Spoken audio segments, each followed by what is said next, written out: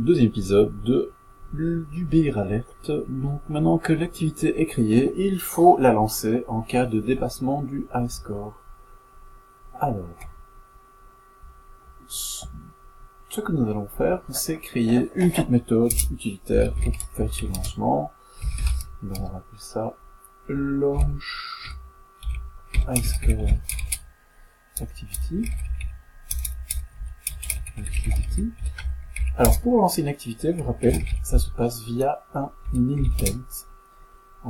Donc ici on va importer la classe intent. Donc on va appeler ça highscore intent. Alors on va créer cet intent. Donc il faut deux paramètres.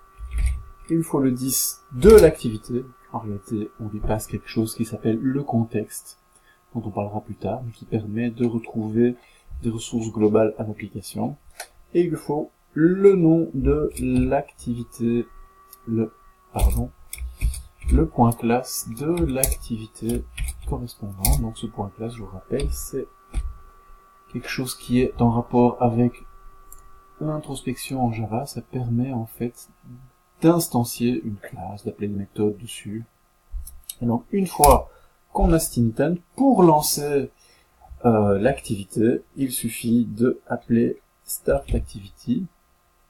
Alors il y a plein de versions de start activity. Ici, ce qui se passe, c'est que nous avons besoin start activity. Nous avons besoin de d'avoir un résultat à cette activité.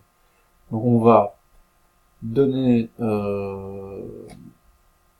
un nom à la méthode qui s'appelle startActivity for result pour indiquer qu'on s'attend à ce que l'activité nous renvoie un résultat.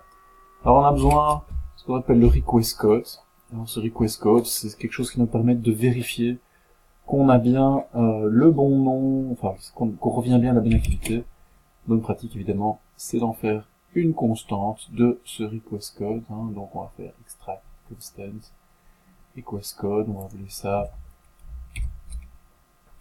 highscore request code, highscore request code, highscore request code. Voilà, et ça va nous permettre de lancer l'activité lorsque le high score sera dépassé. Voilà. Bon, il faudra après gérer le fait qu'on ne révèle pas deux fois cela, mais on en parlera un peu plus tard.